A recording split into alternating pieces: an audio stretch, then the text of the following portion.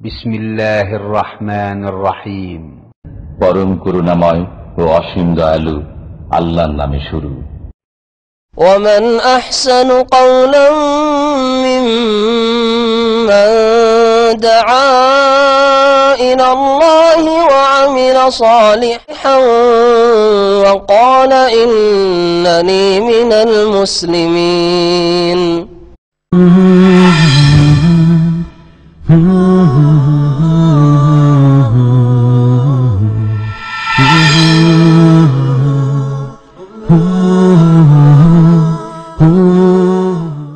আসসালামু আলাইকুম ওয়া রাহমাতুল্লাহি ওয়া বারাকাতুহু।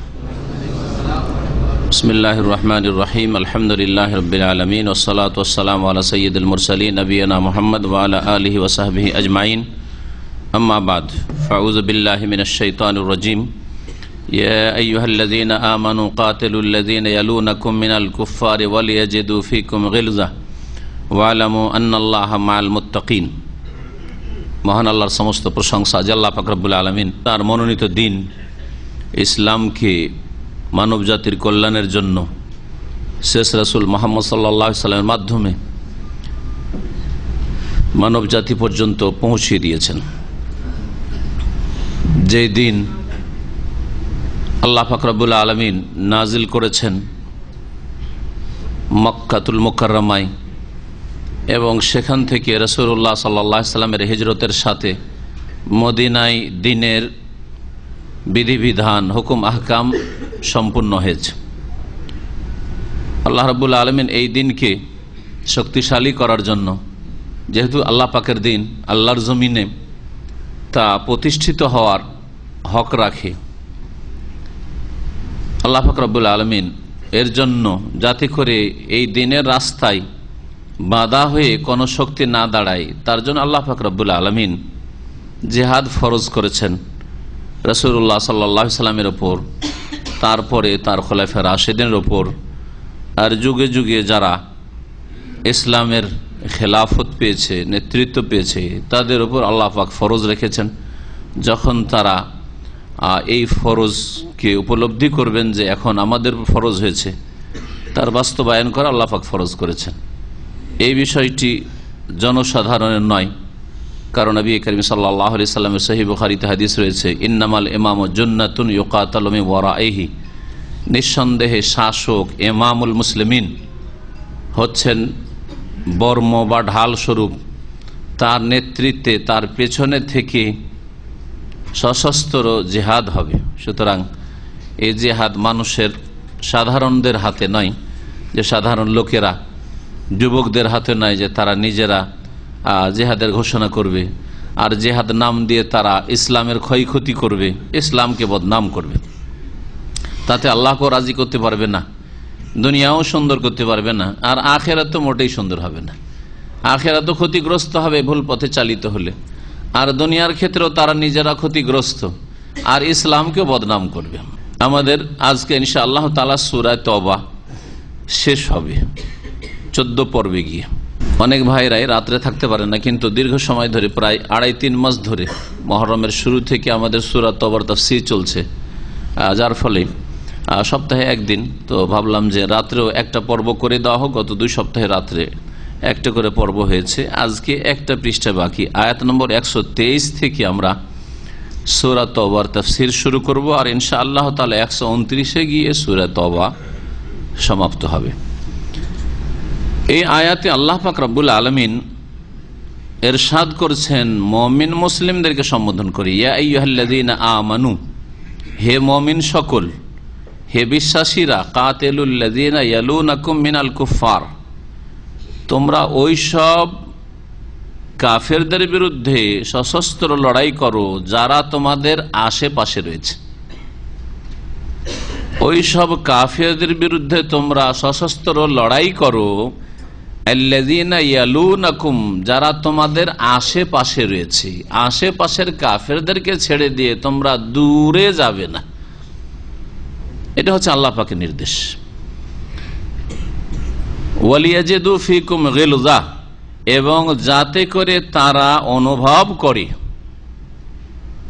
ফিকুম তোমাদের মাঝে হে মুমিন মুসলিমরা, গিলজা কঠোরতা, অর্থাৎ কাফির যারা আল্লাহকে অস্বীকার করে, আল্লাহ পাকের একত্বকে অস্বীকার করে, আল্লাহ পাকের দ্বীনকে অস্বীকার করে, আল্লাহ পাকের রসুলকে অস্বীকার করে, পরকালকে অস্বীকার করে, তাদের সম্পর্কে তোমাদের কঠোর মনোভাব থাকতে হবে। আল্লাহ পাকের একটি নির্দেশ। আর তোমাদের থেকে তারা যেন কঠোরতা অনুভব করে, তোমাদের পক্ষ থেকে যেন কঠোরতা পায়। যখন জিহাদের ময়দানে নামবে, জিহাদের পরিস্থিতি, সশস্ত্র লড়াইয়ের পরিস্থিতি তৈরি হবে, মৌখিক যখন দাওয়াত দেবেন আপনি, তখন আল্লাহ পাক রব্বুল নরম ভাষা ব্যবহার করতে বলেছেন। ফেরাউনের কাছেও যখন মুসা আলাইহিস সালামকে আর হারুন আলাইহিস সালাম এই দুই ভাইকে নবী রসুল করে পাঠালেন, রসুল হলেন মুসা আলাইহিস সালাম, তার সাথে নবীও করে দিলেন আল্লাহ পাক রব্বুল আলামিন মুসা আলাইহিস সালামের দোয়া কবুল করে হারুন আলাইহিস সালামকে, ওয়াজআলনি ওয়াজিরাম মিন আহলি হারুন আখি উশদুদ বিহি আজরি ওয়াশরিকহু ফি আমরি, সূরা তাহাতে রয়েছে। সেখানে আল্লাহ পাক বলেছেন যে তোমরা ফেরাউনের কাছে যাও, ফাকুলা লাহু কাওলান লাইয়িনা, এবং তোমরা দুই ভাই গিয়ে ফেরাউনের মতো জালেম যে নিজেই এলাহ উপাস্য মাবুদ রব বলে দাবি করেছিল, তাকেও কি বলিও, কাওলান লাইয়িনা, নরম ভাষায় কথা বলিও। কারণ এখানে কথার দ্বারা তোমার কথার প্রতিক্রিয়া যাতে করে তাদের উপর হয়, আর কথার দ্বারা তাদেরকে আকৃষ্ট করা সম্ভব হয়। ভালো ভাষায় ইসলামের দাওয়াত দিতে হবে, তৌহিদের দাওয়াত দিতে হবে, সুন্নতের দাওয়াত দিতে হবে, নম্রভাষী হইতে হবে। কিন্তু জিহাদের ময়দানে নম্রতা আবার কাপুরুষতা প্রমাণ করে। আপনি যদি নরম হন তো কি জালেম সাহস পেয়ে ঝাঁপিয়ে পড়বে আপনার উপর, যে এরা কি দুর্বল দুর্বল লাগছে, তাই না, এদের মনোবল দুর্বল, ঠিক কিনা? এই জন্য আল্লাহ বলছে ওয়ালিয়াজিদু ফিকুম গিলযা, তোমাদের মধ্যে যাতে করে কঠোরতা তারা পায়, তোমাদের রণক্ষেত্রে, তোমাদের আচার আচরণে, তোমাদের বীরত্ব দেখে, তোমাদের কথায় ভাষায়, যাতে করে তারা কঠোরতা অনুভব করে, নম্রতা থাকবে না। ওয়ালামু, আর জেনে রাখো যে কাফেরদের সাথে আল্লাহ নেই, আন্নাল্লাহ মাআল মুত্তাকিন, আর শুধু নামধারী মুসলিমদের সাথে আল্লাহ নেই, যার ফলে আজকাল মুসলিমরা মার খাচ্ছে। কারণ সিংহভাগ হচ্ছে নামধারী মুসলিম শুধু। আল্লাহ কার সাথে রয়েছেন? বলছেন আন্নাল্লাহ মাআল মুত্তাকিন, নিঃসন্দেহে আল্লাহ পাক যারা পাপ থেকে সতর্ক সাবধান তাদের সাথে রয়েছে, সংযত পাপ মুক্ত থাকতে চায় তাদের সাথে আল্লাহ পাক রয়েছেন। মুত্তাকি তাকওয়া থেকে, তাকওয়া মানে বেঁচে থাকা। কিসে থেকে বেঁচে থাকা? পাপের কাজ থেকে, পাপের কথা থেকে বেঁচে থাকা। পাপ হয় কিসে? যেগুলি আল্লাহ নিষেধ করে সেগুলি করলে শুধু পাপ হয়, তাই না? হ্যাঁ করছেন, অনেকে হ্যাঁ করছেন, হ্যাঁ ঠিক না? যেগুলি আল্লাহ নিষেধ করেছেন, জেনা করিও না, মদ খেও না, খুন করিও না, হারাম দেখিও না, হারাম চলিও না, এগুলি তো পাপ হয়। মিথ্যা কথা বলি, এগুলো তো পাপ হয়, তাই না? আর পাপ হয় না? কিসে পাপ হয়? আল্লাহ পাকের আদেশ না মানলেও পাপ হয়। আল্লাহ বলছেন আকিমুসসালাহ, নামাজ পড়ো, নামাজ না পড়লে পাপ হয়। জেনা, চুরি, ডাকাতি, খুন করার চাইতে বড় পাপ হয়। ভালো করে শুনুন, এটা হচ্ছে কোরআন হাদিসের কথা। কিন্তু আজকালকার নামধারী মুসলিম মনে করে যে আমি কোন অপরাধ করলাম, আমি চুরি করি না, আমি বাটমারি করি না, আমি কাউকে খুনও করিনি, কোনদিন কোনো পাপ করি না, কোন কাজ করলাম, অপরাধ করলাম যে এরকম হইলো? হ্যাঁ, কোন পাপের অপরাধ আমাকে জেলে আসতে হইলো, আসামি হয়েছে, জেলে যেতে হয়েছে? উনি যারা পাপ খুঁজে পায় না, নামাজই পড়ে না, পাপই খুঁজে পায় না। ও প্রতিদিন 5 বার আল্লাহর বিধান অস্বীকার করছে, আমি পারবো না 5 ওয়াক্ত নামাজ পড়তে, পাপই খুঁজে পায় না। ও ঠিক না? আজকালকার মুসলিমদের অবস্থা এরকমটা নয় কি? জি হ্যাঁ, এদের সাথে আল্লাহ নেই। আল্লাহ অসহায় ছেড়ে দিয়েছেন এই নামধারী মুসলিমদেরকে। জি, আর অল্প কিছু সংখ্যক থাকলেও মেজরিটি যখন খাবাসাতে, নোংরামিতে লিপ্ত হয়ে যাবে, নবী সাল্লাল্লাহু আলাইহি ওয়াসাল্লামের সহিহ বুখারীর হাদিস রয়েছে, তখন আল্লাহ পাকের আযাব নেমে আসবে। উম্মে সালামা রাদিয়াল্লাহু তাআলা, নবী করিম সাল্লাল্লাহু আলাইহি ওয়াসাল্লামের বিবি, উম্মুল মুমিনিন, তিনি এই হাদিস বর্ণনা করছেন। নবী সাল্লাল্লাহু আলাইহি ওয়াসাল্লাম যখন আল্লাহ পাকের আযাব চলে আসবে, যখন পাপ বেড়ে যাবে, তখন এরকম কথা বলছেন, যখন তোমরা ভালো কাজের উপদেশ দেবে না, অন্যায় কাজে বাধা দেবে না, অন্যায় চোখের সামনে হবে অন্যায় কাজের প্রতিবাদ করবে না, আর ভালো কাজের জন্য হুকুম করবে না, নামাজি বসে আছে রাস্তায়, কোনো মাথার ব্যথা নেই। হ্যাঁ, পাপি পাপ করছে, বাপ ছেলে মেয়ে নিয়ে, মা মেয়েদেরকে নিয়ে ফিল্ম দেখছে। আরে পাপ থেকে বারণ করা তো দূরের কথা, তোদেরকে নিয়ে ফিল্ম দেখছে। স্বামী স্ত্রী ঘুরতে যাচ্ছে, কোথাও আমোদ ফুর্তি করতে, সমুদ্র বিচে যাচ্ছে, ছেলে মেয়েদেরকে ফিল্মের সিডি দিয়ে যাচ্ছে। এগুলি বানিয়ে বলছে নাই, সব খবর আছে। এই কেন ফ্যামিলি থাকে যারা এরকম করে, স্বামী স্ত্রী আমোদ ফুর্তি করতে একটু যাবে, কোথাও বাজার করতে, শপিং করতে যাবে, ছেলে মেয়েগুলো বসে থাকবে, টাইম কি করে পাশ হবে, ফিল্মের সিডি দিয়ে যাচ্ছে। আজকে 10 বছর 15 বছর আগে থেকে সব শুনে আসছি। এইখানে যাদেরকে আল্লাহ নিয়ামত দিয়েছে, তোরা সৌদি আরব ফ্যামিলি নিয়ে থাক, তারা এত অকৃতজ্ঞ নাফরমান আল্লাহ পাকের যে সংশোধন করা তো দূরের কথা, ছেলে মেয়েদেরকে পাপ করার জন্য সাজ সরঞ্জাম তাদের সরবরাহ করে। এই জন্য এদের সাথে আল্লাহ পাক নেই। কি বলেছিলেন উম্মে সালেমা, যে আনুহুল্লাহু ওয়াফিনা সালেহুন, আমাদেরকে কি ধ্বংস করে দাও অথচ আমাদের মাঝে নেক লোকেরা থাকবে? নেক লোক কি নেই আজকাল? মসজিদে দেখেন, মসজিদে মাশাআল্লাহ ফজর নামাজ নেক লোক আছে, তাই তো ফজরে আসছে। আপনি মক্কায় যান, সারা বছর ধরে ভিড় ভিড় আর ভিড়, তাই নেক লোক অবশ্যই আছে। তারপরও কি আল্লাহর আযাব নামবে? নবী করিম সাল্লাল্লাহু আলাইহি ওয়াসাল্লাম উত্তরে বলছেন, নাম, হ্যাঁ, নেক লোকেরা থাকা সত্ত্বেও আল্লাহর আযাব আসবে। ইযা কাসুরাল খাবাসু, যখন পাপাচার বেড়ে যাবে, নোংরামি বেড়ে যাবে, ফরজ ওয়াজিবকে অবহেলা করা হবে, আর হারাম নাজায়েজকে একেবারে ডাল ভাত মনে করা হবে। ইযা কাসুরাল খাবাসু, যখন খাবাসাত নোংরামি পাপাচার মুসলিম সমাজের ঘরে ঘরে, কাফেরদের ঘরে যা পাপ হয় মুসলিমদের ঘরেও তাই হয়, যখন শুরু হয়ে যাবে, তখন আল্লাহ পাকের আযাব চলে আসবে। তো আল্লাহ তাদের সাথে নেই, কার সাথে আছেন? আন্নাল্লাহ মাআল মুত্তাকিন, আল্লাহ ভীরুদের সাথে। আল্লাহর ভয়ে যারা বেঁচে থাকে গুনার কাজ থেকে, ফরজ ওয়াজিব ছাড়া থেকে বেঁচে থাকে, আর হারাম নাজায়েজ কাজ থেকে বেঁচে থাকে, শিরক থেকে বেঁচে থাকে, তাওহীদ প্রতিষ্ঠা করে, বিদআত থেকে বেঁচে থাকে, সুন্নাত প্রতিষ্ঠা করে, ওদের সাথে আল্লাহ আছেন। আর মুত্তাকিন মানে আবার পীরপন্থী বিদাতিরা না, সমস্ত বিদাতের ধর্ম, সুফিবাদের ধর্ম, আর বলছে এরাই তো ওলিউল্লাহ মুত্তাকি। এরা মুত্তাকি করে যারা শিরক থেকেই বাঁচে না, যারা বিদাত থেকেই বাঁচে না, তাদের ওজিফা সবগুলি তরিকা সব বিদাত, তো এরা আবার মুত্তাকি কোত্থেকে হইল? মুত্তাকির সংজ্ঞা বুঝতে হবে। মুত্তাকি মানে বেঁচে থাকে শিরক থেকে, মুত্তাকি মানে বেঁচে থাকে বিদআত থেকে, হ্যাঁ, রাসূলের তরিকায় এক আল্লাহর ইবাদত করে।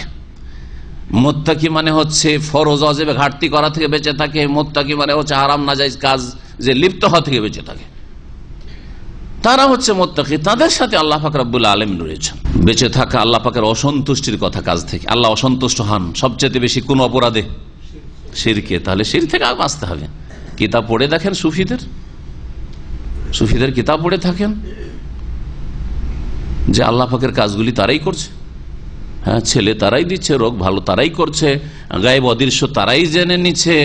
মুরিদের ছেলে হারিয়ে গেছে, বলছে তুমি বাড়ি চলে যাও, ছেলে তোমার, যাও বাড়ি যাও, তোমার গেটে ছেলে দরজায় আছে না নেই? হক্কানি পীরদের কিতাবে। বাড়ি গিয়ে দেখছে গেটে ছেলে পড়ে আছে, কদিন থেকে হারিয়েছিল। তো গায়েব জানলো, আবার সাহায্য, অসাধারণ ক্ষমতা দিয়ে সাহায্য করতে পারে। কিন্তু আল্লাহর কাজ, এই আল্লাহর কাজ পীর করে, এগুলো যদি ধর্মকর্ম হয় তাহলে তো শিরক থেকে বাঁচে না। আর বিদাতি তরিকা, বিদাতি ওয়াজিফা, আমাদের শর্টকাট এসব ওয়াজিফা, ইল্লাল্লাহর জিকির, আল্লাহর জিকির নবী জীবনে করেছেন। দেখেন, নবী জীবনে আল্লাহু আল্লাহু জপেছেন, ইল্লাল্লাহ ইল্লাল্লাহ জপেছেন, আর নবী 6 লতিফার জিকির করেছেন। হ্যাঁ, নবী দুরুদে তাজ আর দুরুদে মাহি, দুরুদে তোনাজ্জিনা পড়েছেন। হ্যাঁ, নবী দুরুদে লাখি পড়েছেন, নবী খতমে ইউনুস করেছেন, খতমে খাজগান করেছেন। নবীর এগুলো ওজিফা নবীর কোন হাদিসে আছে? কোথায় দেখান তো দেখি। তাহলে বিদাত থেকে বাঁচেন না, সুন্নতকে আঁকড়ে ধরেন না, আবার মুত্তাকি হয়ে গেলেন কি করে? দাড়ি দিয়ে শুধু মুত্তাকি হয়ে গেলেন? হ্যাঁ, শুধু ঢিলা ঢালা পোশাক দিয়ে মুত্তাকি হয়ে গেলেন? না, মুত্তাকি মোটেই না। যারা আল্লাহ পাকের অসন্তুষ্টির কথা কাজ থেকে বেঁচে থাকে, তাদের সাথে আল্লাহ পাক রয়েছেন। তাদেরকে কখনো আল্লাহ গোলামের মালা পরাবেন না, আর নেতৃত্ব কাফের হাতে দেবেন না। ভালো করে শুনে রাখেন, মুত্তাকি যদি হইতে পারে মুসলিম উম্মাহ, তাহলে কখনো তাদেরকে গোলামির হার দেবেন না, আর কাফেরকে আল্লাহ পাক রব্বুল আলামিন নেতৃত্বের মুকুট দেবেন না, কখনো হইতে পারে না।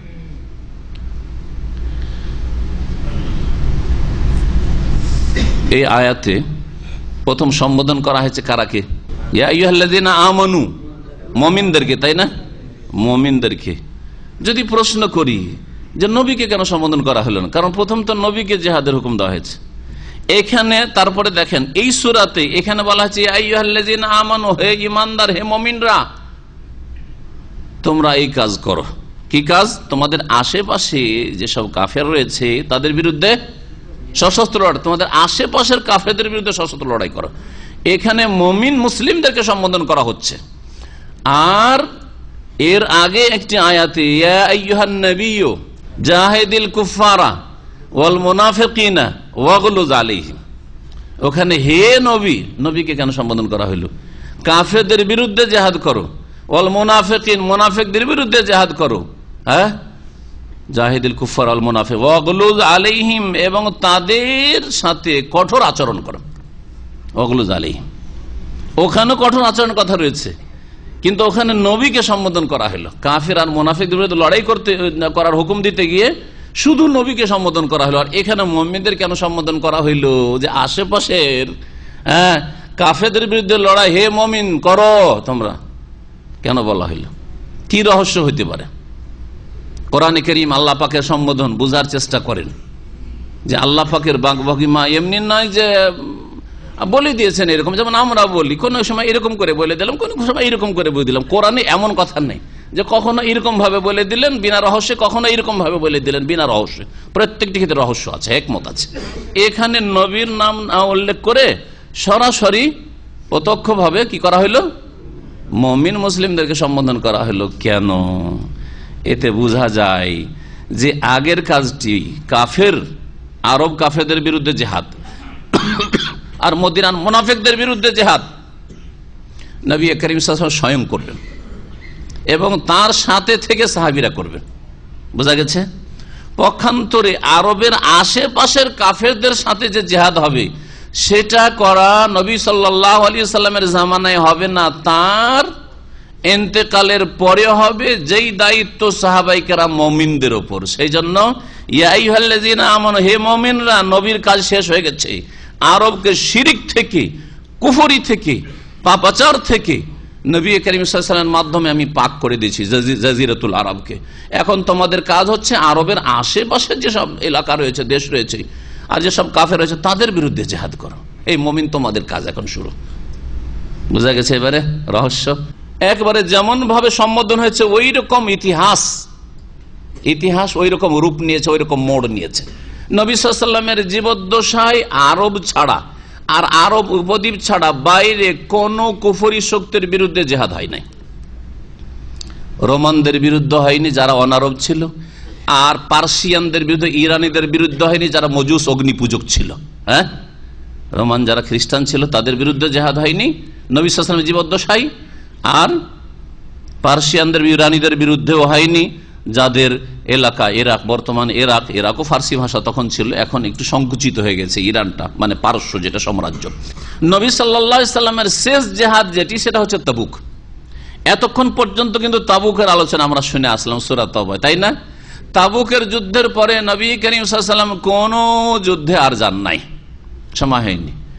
নবম হিজরিতে তাবুক যুদ্ধ হইল, আর তারপরে 10ম হিজরিতে নবী করিম সাল্লাল্লাহু আলাইহি ওয়াসাল্লামের বিদায় হজ হইল, আর বিদায় হজের মাত্র কিছুদিন পরে, 81 দিন পরে নবী করিম সাল্লাল্লাহু আলাইহি ওয়াসাল্লাম ইন্তেকাল। হজ থেকে ফিরে আসলেন জিলহজ মাসে, আর তারপরে মুহররম, সাফার 2 মাস, আর রবিউল আউয়াল মাসের 12 তারিখে নবী করিম সাল্লাল্লাহু আলাইহি ওয়াসাল্লাম দুনিয়া থেকে বিদায় নিলেন সাল্লাল্লাহু আলাইহি ওয়াসাল্লাম।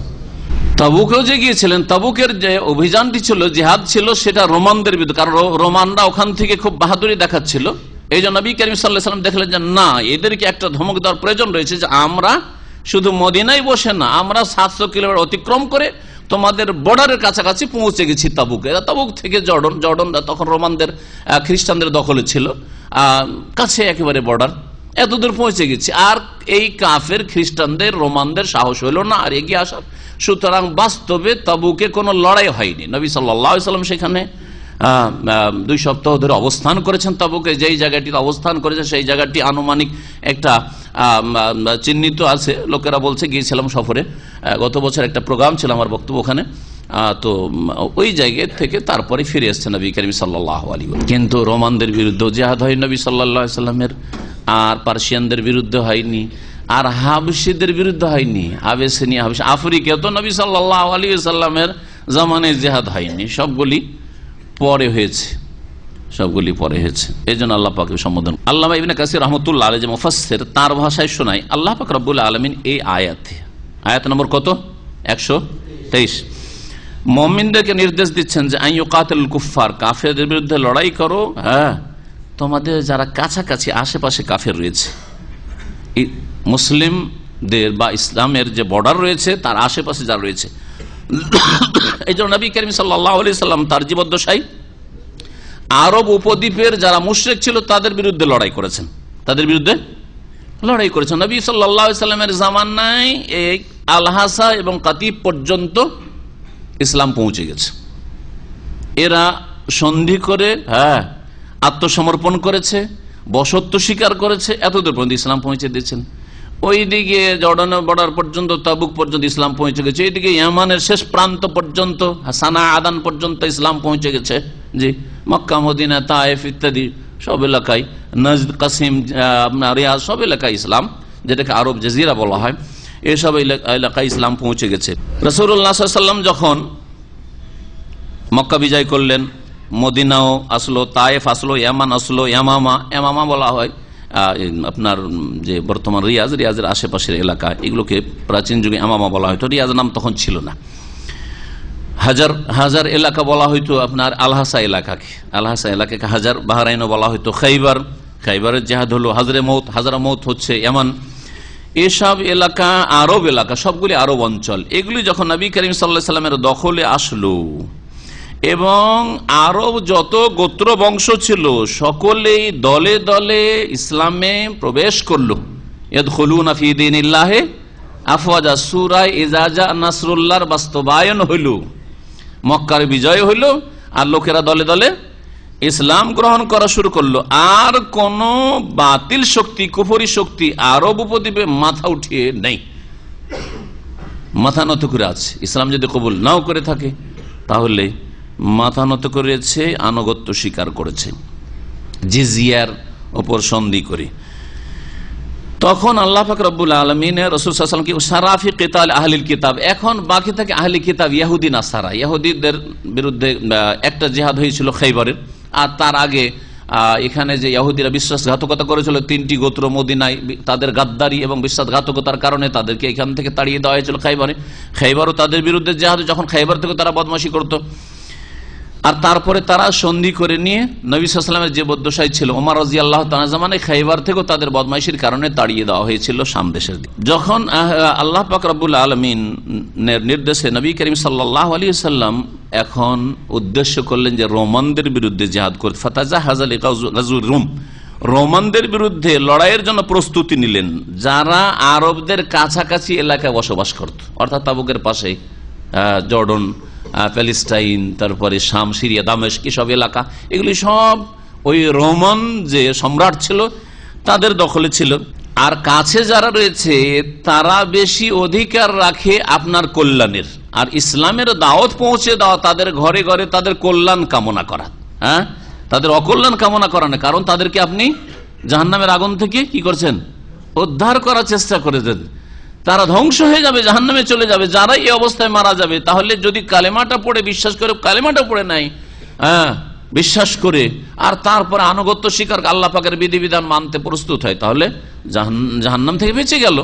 এটা হচ্ছে সবচাইতে বড় হিতাকাঙ্ক্ষী হওয়া আপনার কোন মানুষের জন্য। এটাকে কখনো মনে করবেন না যে ওকে কেন এ করা হইল, কেন ওর জন্য এরকম করা হবে না, নিজে নিজে স্বাধীনতা থাকতে দেওয়া হয়, জবরদস্তি নয়। জবরদস্তি ইসলাম কবুল করো, এটা ইসলামে নেই।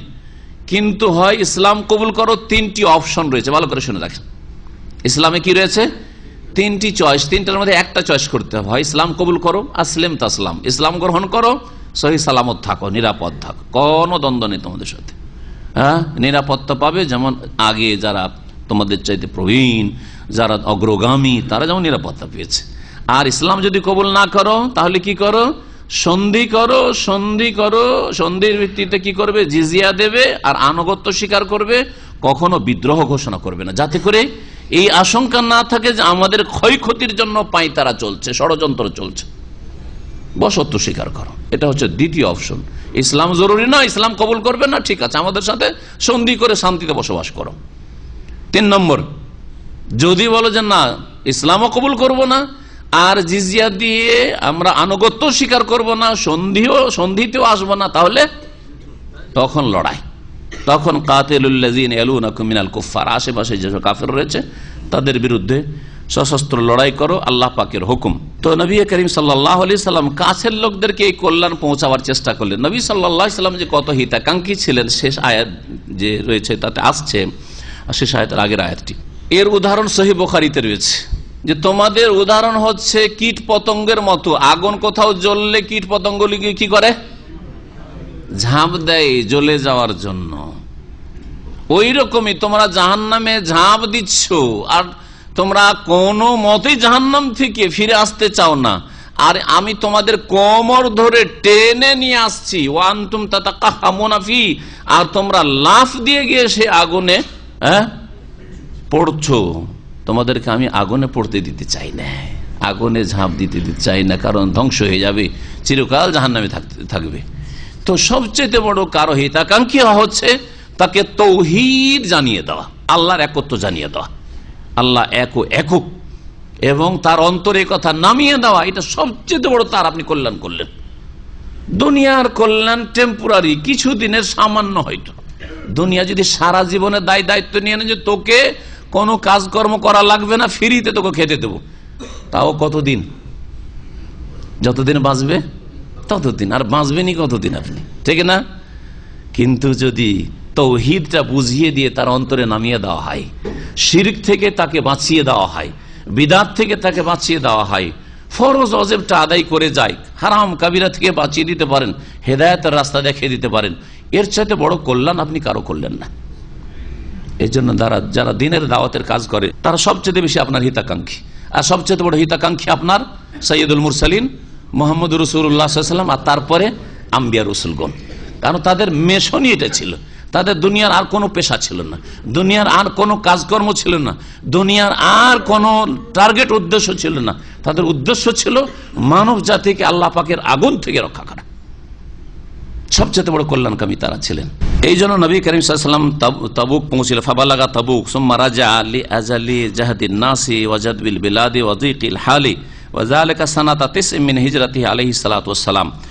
তাবুক পর্যন্ত পৌঁছলেন, পৌঁছার পরে সেখান থেকে আর এগিয়েও গেলেন না, আর কাফেররাও তাদের দেশ থেকে আর এগিয়ে বর্ডারের দিকে আসলো না। যার ফলে নবী সাল্লাল্লাহু আলাইহি ওয়াসাল্লাম দেখলেন যে এত দূর চলে এসেছি, আর সাহাবাই কেরামরা একেবারে না খেয়ে জিহাদের ময়দানে, আমি গত সপ্তাহে শুনিয়েছি যে একটা খেজুর কয়েকজনে চুষে একটু করে পানি খেত শেষ খানে, কিছু খাবার ছিল না। আর এদিকে মদিনায় খেজুরগুলো পাকছে, বাড়ি ছেড়ে চলে গেছে, তো খেজুরগুলো নষ্ট হয়ে যাবে। আল্লাহু আকবার, এই অবস্থা ছিল। কত যে দুর্ভিক্ষ আর কত যে অভাব ছিল। তো এই জন্য নবী করিম সাল্লাল্লাহু আলাইহি সাল্লাম ফিরে চলে আসলেন, আর এগিয়ে গেলেন না, আর কাফেররা এগিয়ে আসলো না। সুম্মা ইস্তাগালা ফি সানাতিল আশর বিহাজ্জাতিল ওয়াদা, 10ম হিজরিতে বিদায় হজ করলেন।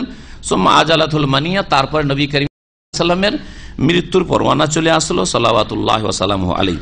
বাদ হাজ্জাতিহি বিআহাদিন ওয়া সামানিনা ইয়াওমান, তার হজের 81 দিন পরে, নবী সাল্লাল্লাহু আলাইহি ওয়াসাল্লামের হজের 81 দিন পরেই রাসূলুল্লাহ সাল্লাল্লাহু আলাইহি ওয়াসাল্লামের মওতের পরওয়ানা চলে আসলো, মালাকুল মওত এসে হাজির হয়ে গেলেন। নবী সাল্লাল্লাহু আলাইহি ওয়াসাল্লামকে ইখতিয়ার দেওয়া, সমস্ত নবীকে কিন্তু ইখতিয়ার দেওয়া, আমাদেরকে ইখতিয়ার দেওয়া হবে না যে দুনিয়া থাকতে চাও, বাঁচতে চাও না যাবে, এটা কারো নসিব হবে না। কিন্তু প্রত্যেক নবী রাসূলের এটা নসিবে এসছে, বোঝা গেছে? হ্যাঁ, জিলানির নসিব হবে না? হয়েছে? আবু হানিফা শাফির হয়েছে, বায়েজিদ বোস্তামির হয়েছে, হ্যাঁ, রুমি জালাউদ্দিন রুমির হয়েছে, শামস তাবরিজির হয়েছে, এগুলো তাদের নসিব হয়নি। হাদিস বলে যে কোনো নবীকে কি করা হয়, ইখতিয়ার দেওয়া হয় যে তুমি থাকতে চাও, বাঁচতে চাও নাকি যেতে চাও। আল্লাহর পক্ষ থেকে যেটা ফয়সালা ছিল ওটা চলে এসছে, টাইমটা চলে এসছে, এখন তোমার ইচ্ছা। কোন নবী থাকতে চাননি। এরপরে কি হবে? মুসা আলাইহিস সালাম এরপরে বলছে মরতে হবে, আপনি থাকতে চাইলে একদিন মরতে হবে। তো মুসা আলাইহিস সালাম বলছেন তাহলে আল আন, এখনই, যেটা আল্লাহর ফয়সালা ওটাই চাই, তাহলে আমি আর ডিলে করাতে চাই না। আল্লাহর সাথে সাক্ষাৎ করাকে আমি ভালোবাসি, আল্লাহর সাথে মোলাকাতকে ভালোবাসি, আল্লাহ পাকের নিয়ামত শান্তির জীবনকে আমি ভালোবাসি। শান্তির জীবন, দুনিয়া ও শান্তির জীবন। দুনিয়ায় টেনশন আছে, যতই ভালো মানুষ হন না কেন, আছে না নাই? দৌড়াদৌড়ি কষ্ট আছেই, চলে গেলে ভালো মানুষ আরাম, ওখানে গেলে আরাম।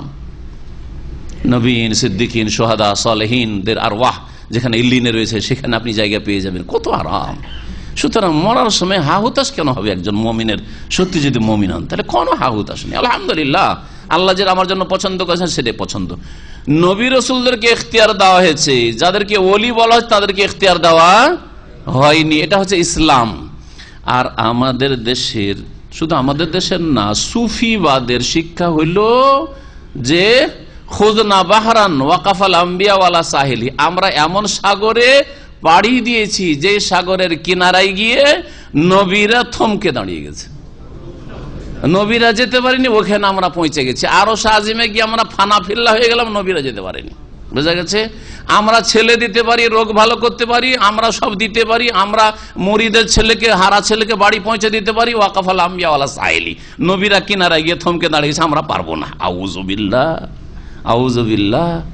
এটা আল্লাহর ধর্ম না, এটা আজকালকার পশ্চিমা মানব রচিত বিধান চাইতে নিকৃষ্ট ধর্ম। পশ্চিমা যে মানব রচিত বিধান, পাশ্চাত্য সভ্যতা আর পশ্চিমা আইন কানুন যে আদালতে চলছে, এর চাইতে নিকৃষ্ট ধর্ম হচ্ছে এই ধর্মের নামে মানব রচিত সুফিবাদ। ভালো করে শুনে রাখেন, সুফিবাদ এই শিক্ষা দিচ্ছে। আর দ্বীন ইসলাম তো শিক্ষা দিচ্ছে নবী রাসূলদের কাছে ফেরেশতা এসে কি করে, আরজ করে যে আপনার সময় হয়েছে, আল্লাহ পাঠিয়েছেন, আপনার কি মন, যাবেন নাকি থাকতে চান? আল্লাহ বলে পাঠিয়েছেন এইভাবে। জি হ্যাঁ, সুবহানাল্লাহ। তাহলে কত মর্যাদা আল্লাহ নবী রাসূলদেরকে দিয়েছেন, কত মর্যাদা আল্লাহ পাক নবী রাসূলদেরকে দিয়েছেন। আর নবী রাসূলদের মানহানি করে সুফিরা, তারপরে তারা ওলিউল্লাহ। কি যাও আশ্চর্য আমাদের দেশের জাহেল মূর্খদের ভাষা, যে এরা ওই কবর পাকা হইলি ওলিউল্লাহ। যাদের আকীদাই হচ্ছে যে নবী রাসূলরা নিচে আর ওলি আউলিয়া ওপরে, নবী রাসূলদের এত বড় বেয়াদবি করলো, তারাই ওলি আউলিয়া হয়ে গেল, তারাই ওলি আউলিয়া হয়ে গেল। জি, বুঝেন, বুঝার চেষ্টা করেন। আল্লাহ পাক রব্বুল কোরআন হাদিসকে আঁকড়ে ধরার জন্য তৌফিক দান করেন। তারপরে আবু বকর সিদ্দিক রাদিয়াল্লাহু তাআলা খলিফা হয়ে নবী সাল্লাল্লাহু আলাইহি ওয়াসাল্লামের পরে, কিন্তু তার সময়টা ছিল মাত্র 100 বছর, 2 বছর 3 মাস 10 দিন। বেশি কিছু করতে পারলেন না। ভিতরে কিছু লোক যাকাত অস্বীকার করলো, কিছু মুরতাদ হয়ে গেল, মৃত্যুকে মুসাইলামা কাযযাব নবুয়তি দাবি করলো। এগুলিকে সামলাইতে ভিতরের সমস্যার সমাধান নেই। তার 2 বছর পার হয়ে গেল, বাইরে তেমন সুযোগ পেলেন না। তো শুরু করেছেন তিনি বাইরের শত্রুদের বিরুদ্ধে জিহাদ শুরু করেছিলেন। বলছেন ফাখতারাহুল্লাহ লিমা ইনদাহু, নবী সাল্লাল্লাহু আলাইহি ওয়াসাল্লাম আল্লাহর কাছে যে নিয়ামত রয়েছে তা পছন্দ করলেন। তারপর ওয়াকামা বিল আমরি বাদা ওয়াজির ওয়া সিদ্দিক ওয়া খলিফাতু আবু বকর সিদ্দিক রাদিয়াল্লাহু আনহু ওয়া কাদ মালাদ-দীনু মাইলাতান কাদা ইয়ানজাফিলা ফাসাব্বাতাহুল্লাহু তাআলা। সেই সময় মানুষরা এক শ্রেণীর এমন মুরতাদ হওয়া শুরু করেছিল যে মনে হচ্ছে যে দ্বীন ইসলাম গেল, নবীর পরে হয়তো দ্বীন ইসলামের আলো নিভিয়ে গেল। তারপরে দিনকে প্রতিষ্ঠিত করলেন। আরব জাজিরায় যে মুরতাদগুলি হচ্ছিল, জাকাত দেব না, আর এই মুসাইলামা কাযযাব আমাদের বংশের নবী ইত্যাদি সব, এই সব দমন করলেন। আর তারপরে ওয়ারাদ্দা আহারা রিদ্দাতে ইলাল ইসলাম, এই মুরতাদগুলিকে ইসলামের দিকে ফিরালেন।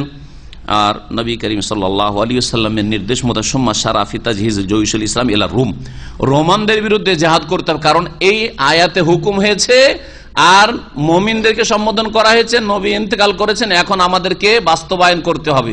খলিফা আবু বকর চিন্তা করলেন, সুতরাং রোমানদের বিরুদ্ধে সেনাবাহিনী মুজাহিদিন প্রস্তুত করা শুরু করলেন। পারস্য দেশের জন্য, এরা আগুনের পূজারী, ওয়াইলাল ফুরসে আবাদাতে নিরান, যারা আগুনের পূজারী ছিল, এদের বিরুদ্ধে প্রস্তুত করলেন। ফাফাতাহাল্লাহু বিবারাকাতে সাফারাতিহিল বিলাদ ওয়া আরগাম আনফা কিসরা ওয়া কাইসার ওয়া মান আতাহুম মিনাল ইবাদ।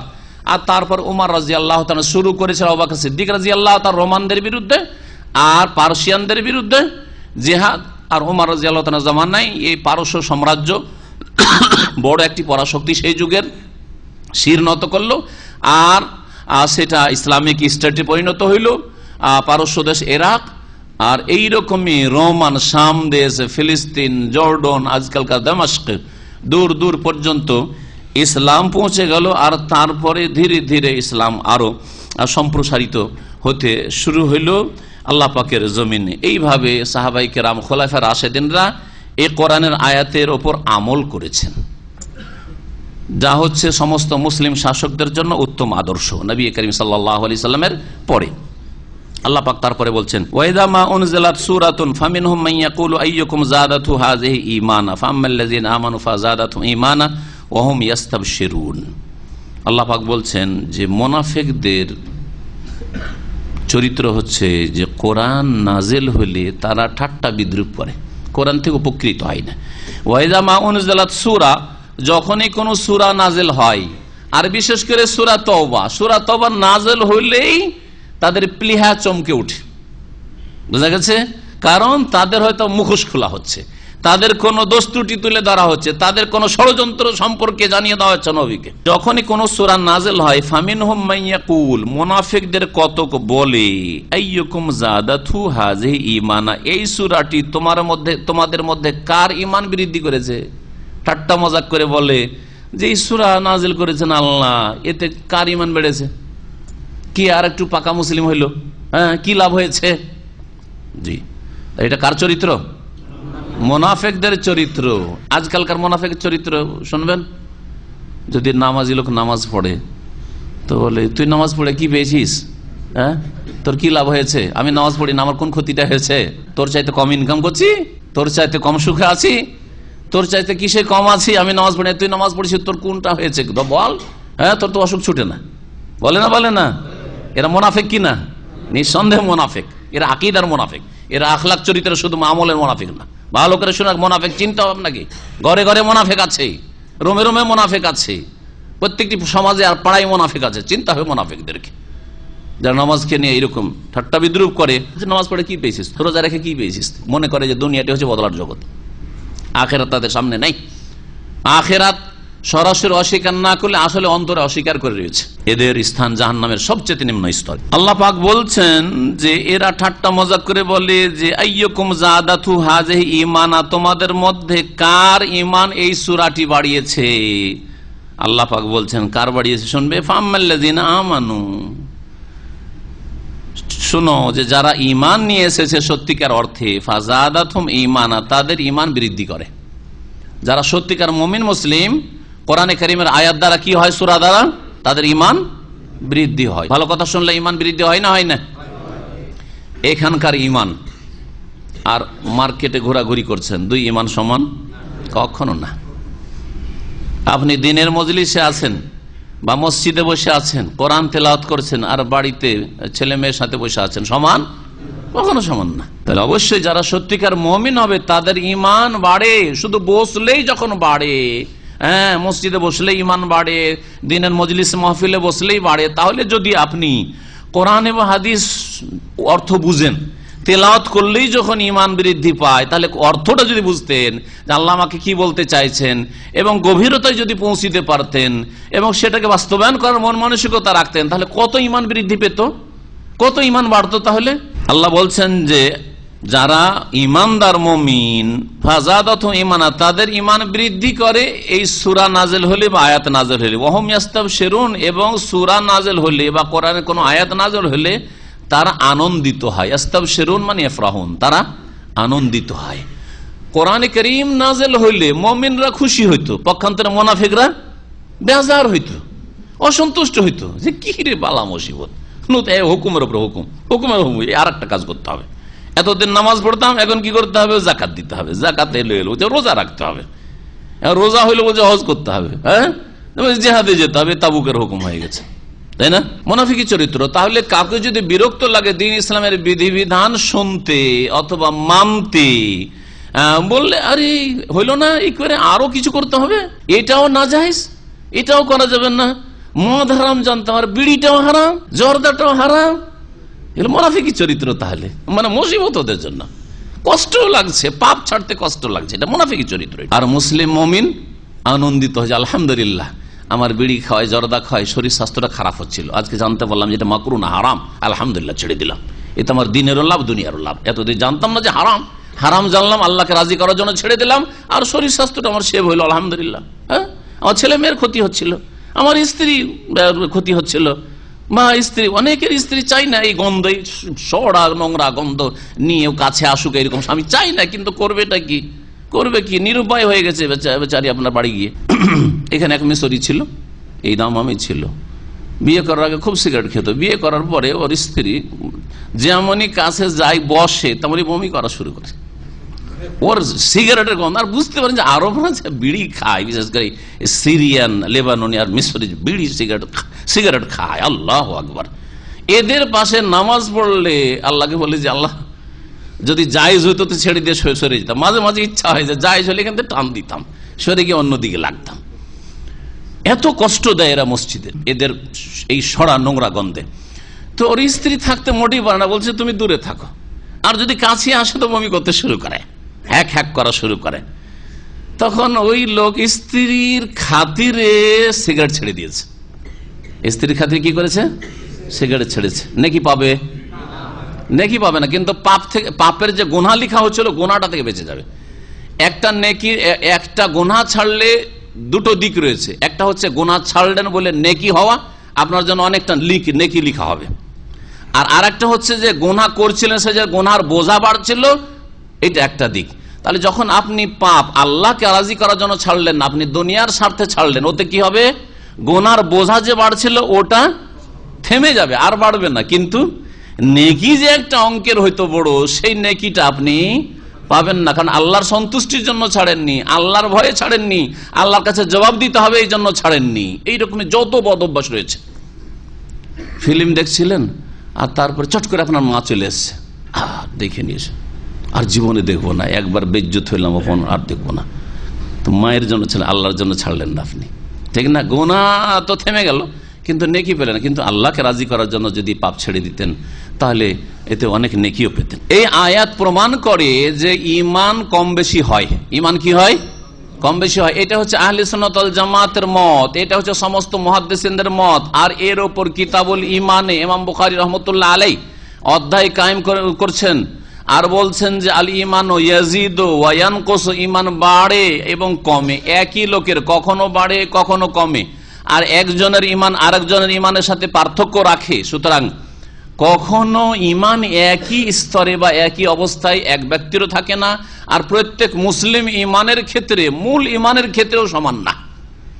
পক্ষান্তরে এই ক্ষেত্রে ইমাম আবু হানিফা রাহমাতুল্লাহ আলাইহির আকীদাগত এই ত্রুটিটি হয়েছে, এবং হানাফিরা এই ভুল আকীদায় রয়েছে। তারা বলছে যে মূল ঈমানে বাড়া কমা হয় না। তার কি বলছে? যে ঈমান কমে নাও বাড়ে না, একই অবস্থায় থাকে। বুঝছেন না কোনটা ঠিক মনে হচ্ছে? বাড়ে কমে। আমাদের সকলের ঈমান একই রকম নাকি? আচ্ছা, এইটাও যদি দাবি করেন তারপরে তো মিথ্যা বুঝতে পারছেন। কিন্তু যদি বলি আপনাকে যে আপনাদের ঈমান আজকালকার যুগের বড় থেকে বড় পরহেজগার লোকের ঈমান আর আবু বকর ওমর ঈমান সমান? হ্যাঁ, আবু বকর ওমর ওসমান আলী আশরা মুবাশশার সাহাবীদের ঈমান আর আজকালকার যতই বড় নেক বান্দা হোক ঈমান সমান?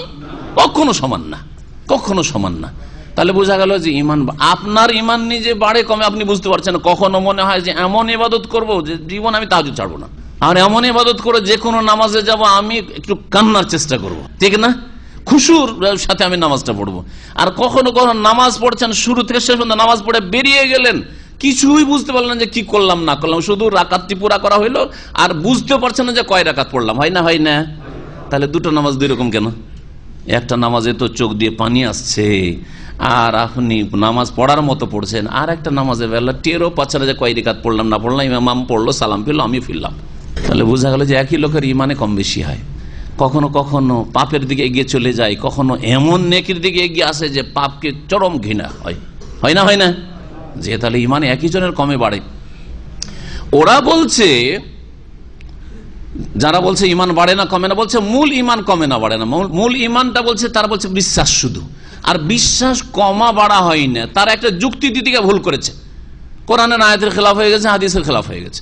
যুক্তি বলছে যে ইমান যদি কমা বলি তো সেটা সন্দেহ, আর সন্দেহ হইলে কুফরি হয়ে গেল, সুতরাং মুসলিমই থাকলো না, মুমিনই থাকলো না। তাহলে ইমান কি করে কমে বাড়ে? আর যদি বাড়ে বলে তাহলে বাড়ে যদি বলি তাহলে কমাটাও ধরে নিতে হবে, কারণ যেটা বাড়ে সেটা কমে, যেটা বাড়ে সেটা কমে। প্রেসার বাড়ে তার মানে কমেও, ঠিক কিনা? প্রেসার কারো বাড়ে কারো কমে, কখনো বাড়ে কখনো কমে। কারণ এমন কিছু নেই যে শুধু বাড়ে আর কমে না, এরকম কোনো কিছু নেই। যা বাড়ে তা কমতে পারে। পয়সা আপনার বাড়ছেও, কখনো কখনো কখনো মাইনাস হয়ে যাচ্ছে, ব্যাংক থেকে কমে যাচ্ছে, কমে না? জি হ্যাঁ, এটা হচ্ছে লজিক। কিন্তু তারও উত্তর শোনেন, তারও খণ্ডন শোনেন যে মূল ইমান যেটা বিশ্বাস সেটা তো কম বেশি আছে, সেটা তো কি আছে? কম বেশি আছে।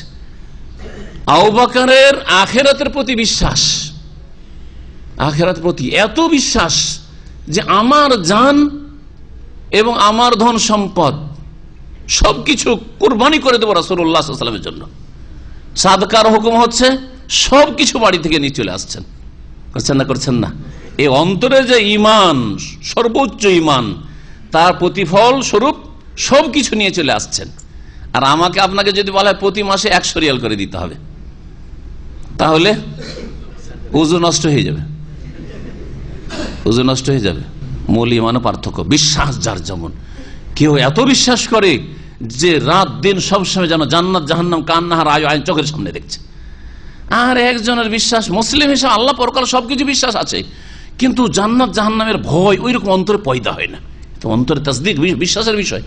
বিশ্বাসেও পার্থক্য আছে, শুধু আমলের কারণে নয়। ওরা বলছে আমলের বেশি হওয়ার কারণে বাড়ে আর আমল খারাপ হইলে কমে, কিন্তু শুধু তাই নয়, আসল মূল ইমানে মূল বিশ্বাসও কম বেশি রয়েছে। বিশ্বাস থেকে মাইনাস হলেই যে সন্দেহ হবে না, বিশ্বাস আছে, কিন্তু এই বিশ্বাসটার সামনে পর্দা পড়ে আছে, পর্দা পড়ে আছে, মোটা পর্দা পড়ে আছে, কারো কারো হালকা পর্দা পড়ে আছে, আবছা আবছা দেখছেন ওই বোরকার সামনে নেকাবের মতো। জি, ইমান আছে কিন্তু এইরকম। আর কারো সামনে ক্লিয়ার আখেরাত, ক্লিয়ার আখেরাত, আমার সব কিছু যদি চলে যাবেন আখেরাত ছেড়ে দেবো না, এটা হচ্ছে ইমান। জি হ্যাঁ, তো মূল ইমানেও কমে আর বাড়ে, এটা হচ্ছে আহলে সুন্নাত ওয়াল জামাতের আকীদা। এই মর্মে কয়েকটি আয়াত এবং হাদিস ইমাম বুখারী রাহমাতুল্লাহ আলাইহি লিখছেন। আর যারা বলছে ইমান কমে না বাড়ে না, তাদের খণ্ডন করেছেন। আল্লাহ পাক মুনাফিকদের সম্পর্কে বলছেন ওয়াম্মাল্লাযিনা ফি কুলুবিহিম মারাজ, পক্ষান্তরে যাদের অন্তরে কি রয়েছে? মারাজ মানে রোগ রয়েছে। রোগ, রোগ মানুষের অন্তরের রোগ হচ্ছে দুই রকম। একটা হচ্ছে কুপ্রবৃত্তি রোগ, শাহওয়াত, মানে মনের কামনা বাসনা চাহিদা পূরণ করা। এই জন্য দুনিয়ার বিভিন্ন পাপ, লোভ লালসা, চুরি ডাকাতি, বেঈমানি, খুন, জিনা, শাহওয়াতের রোগের কারণে, কুপ্রবৃত্তির রোগের কারণে হয়। আপনার কুপ্রবৃত্তি মনের রোগ এটা। আর মনের আরেকটা রোগ হচ্ছে শুবহাতের, শাহওয়াতের না, কিসের? শুবহাত, সন্দেহ সংশয়ের। আপনার সামনে আখেরাতের ইমান স্পষ্ট না, ক্লিয়ার নয়, সন্দেহ, সন্দেহ, কি জানি সন্দেহ। হ্যাঁ, আল্লাহর প্রতি ইমান, ওহির প্রতি ইমান, রাসূলের প্রতি ইমান সন্দেহপূর্ণ, সন্দেহপূর্ণ। তো যাদের অন্তরে সন্দেহের ব্যাধি রয়েছে, মুনাফিকদের অন্তরে কোন ব্যাধি ছিল? সংশয়ের ব্যাধি, সন্দেহের ব্যাধি, রাসূল সম্পর্কে সন্দিহান, আল্লাহর দ্বীন সম্পর্কে সন্দিহান, আখিরাত সম্পর্কে সন্দিহান, কবরের জীবন সম্পর্কে সন্দিহান, যার ফলে বিশ্বাস করেনি অন্তর থেকে। এদের জন্য কোরআন কি করে, আয়াত কি করে, সূরা কি করে? ফাযাদাতহুম রিজসান ইলা রিজসিহিম, তাদের অপবিত্রতার উপর অপবিত্রতা বৃদ্ধি করেছে সূরাতে কোরআনে কারীমের। তাহলে কোরআনে কারীমের সূরা বা আয়াতে ভালো মানুষদের কি করে? ইমান বৃদ্ধি করে, আর মুনাফিকদের কি করে? আরো ক্ষতি সাধন করে। এর উদাহরণ হচ্ছে ওই রকমই যেমন ভালো পুষ্টিকর খাদ্য, পুষ্টিকর খাদ্য, আপেল পুষ্টিকর কিনা? সুগার রোগী বেশি করে খান তো। দুধ, দুধের চাইতে ভালো নিয়ামত কিছু আছে? হ্যাঁ, কিন্তু আমাশার রোগী দুধ খান তো, হ্যাঁ চলবে। গ্যাসের রোগী, গ্যাসের রোগী ঘি খান তো, ঘি তো খুব ভালো জিনিস। গ্যাসের রোগী ঘি খান আর মজা দেখে নেন, বাথরুমে বসে থাকতে হবে, ওখানে রাত কাটাইতে হবে, ঠিক কিনা? তাহলে আল্লাহ পাক কোরআনে কারিমে সূরা বনী ইসরাঈলের সূরাতুল ইসরার একটি আয়াত ইরশাদ করেছেন, ওয়ানুনাজ্জিলু মিনাল কুরআনি মা হুয়া শিফা, কোরআন আমি নাযিল করেছি যাতে রোগের চিকিৎসা রয়েছে। ও রাহমা এবং রহমত রয়েছে, কিন্তু কার জন্য? লিল মুমিনিন, শিফাউ ওয়া রাহমাতুল লিল মুমিনিন, মুমিনদের চিকিৎসা হয়, মুমিনদের জন্য রহমত করুণা হয় কোরআন দ্বারা। আর ওয়ালা ইয়াজিদুজ জালিমিনা ইল্লা খাসারা, আর জালেমদের ক্ষতি বৃদ্ধি করে। ক্ষতি হয় শুধু বলেননি, আল্লাহ কি বলছেন? ক্ষতি বাড়িয়ে দেয়। তো আল্লাহ এখানে বলেছেন যে এর নাপাকির উপর নাপাকি বাড়ে, সন্দেহের উপর সন্দেহ বাড়তে থাকে, কুফরির উপর কুফরি বাড়তে থাকে, পাপের উপর পাপ বাড়তে থাকে মুনাফিকদের। কোরআন দিয়ে লাভবান হয় না, ক্ষতিগ্রস্ত। একটা ক্ষতির দিক বলছি, এমনি তো আমল করে না। ক্ষতির দিক, ক্ষতির দিক কি?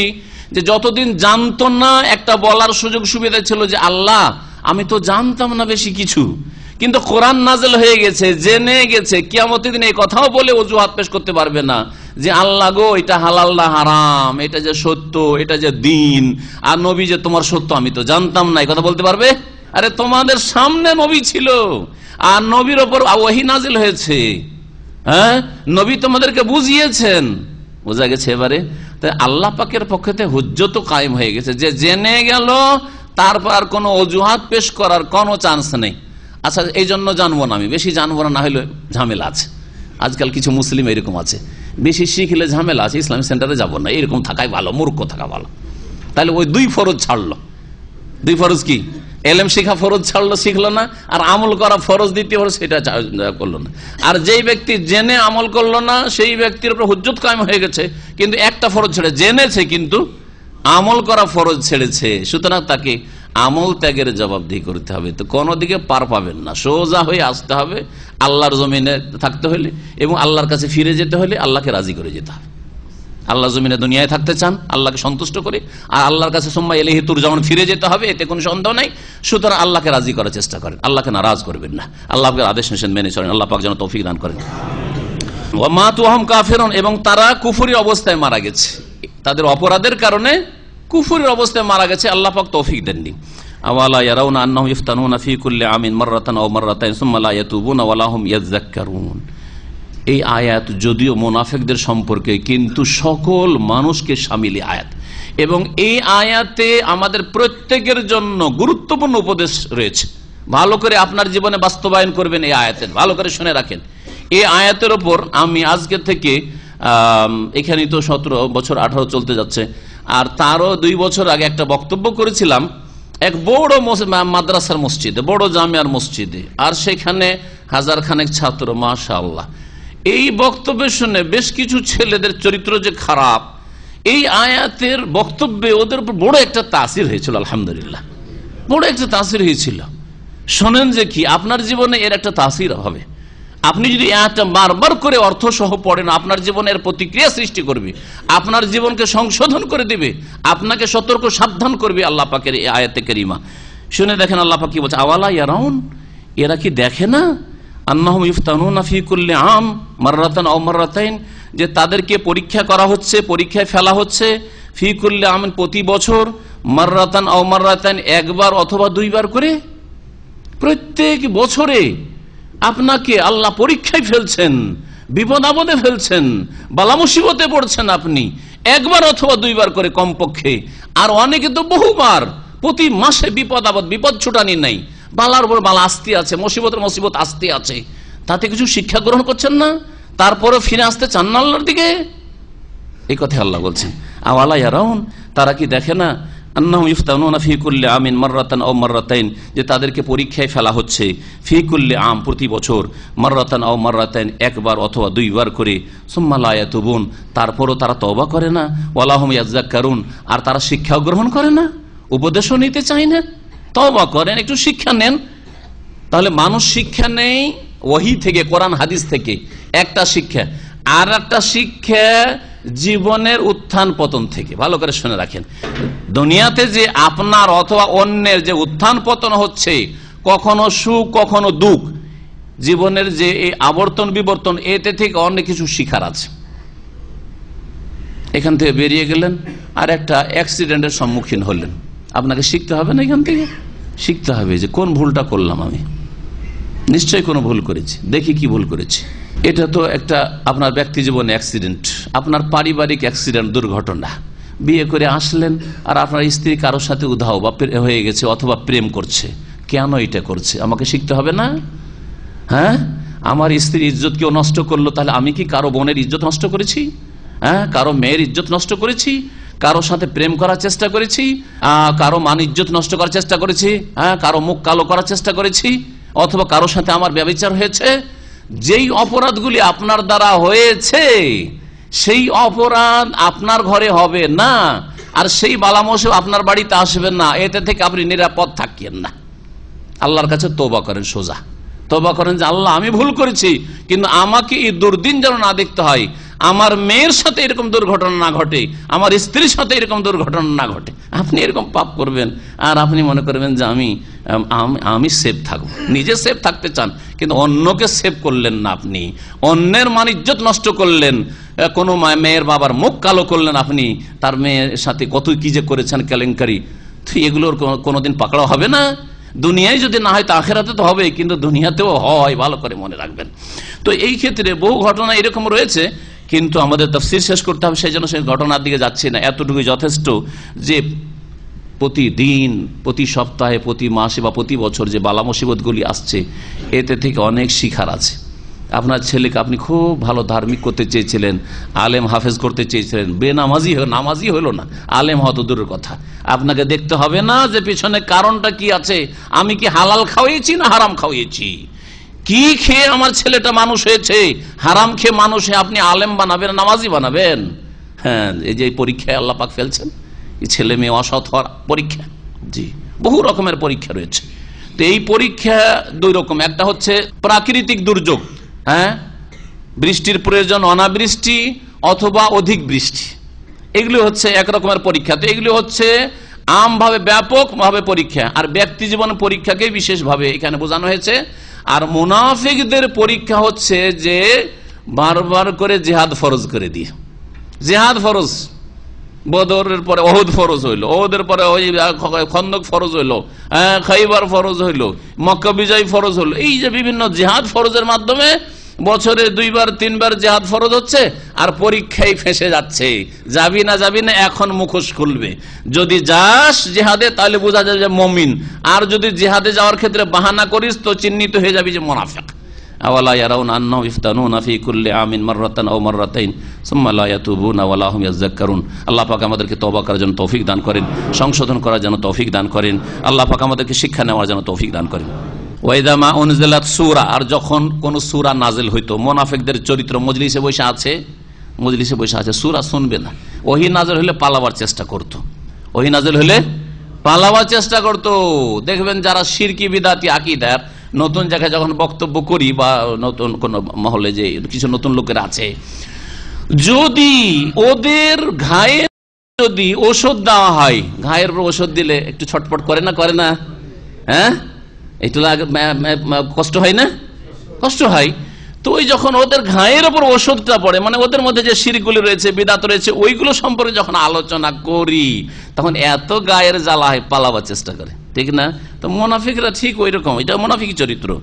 আল্লাহ বলছেন যে যখন কোন সূরা নাজিল করা হয়, নাজারা বাযুহুম ইলা বায, তখন মুনাফিকরা একে অপরের দিকে তাকায়, মুনাফিকের দিকে তাকায়, আর তাকিয়ে চোখ টিপি দেয় আর বলে যে টান দে, চল, কেউ দেখছে না মনে হয়, এমন ভাবে টান দিব যে কেউ দেখতে পাবে না, টের পাবে না যে আমরা এখান থেকে কেটে পড়লাম।